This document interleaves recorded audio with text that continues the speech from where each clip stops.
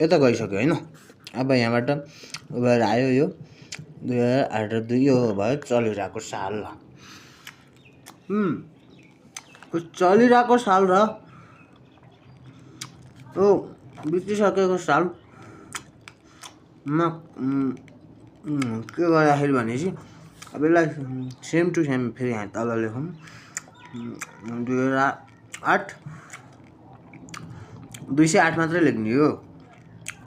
अब 208मा यहाँको यो एक छ नि यसलाई यहाँ लगेर यसरी जोड दिने हो भने होइन यो रह्यो यहाँ कति हुन्छ 280। अब यो एक यता गएर जोडिदियो भने के हुन्छ त 83। अब यो महिना कुन पुस माघ फागुन चैत। अब महिना बाँकी पनि कति छ नि त 3टा महिना बाँकी छन् होइन 3 महिना।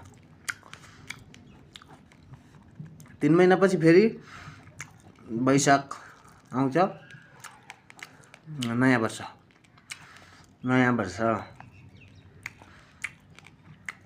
अब यो नयाँ वर्ष आइसकेपछि के हुन्छ भने चाहिँ यो एक यता गएको जस्तै 80बाट 83 भएको जस्तै त्यस्तै हुन त यो अब त्यसको मतलब त केही छैन। तैपनि जसरी योभन्दा अगाडिका साल गए तिम्रो त्यसरी नै जाने त होला नि होइन। हेर काम छैन बिना कामै थुक्का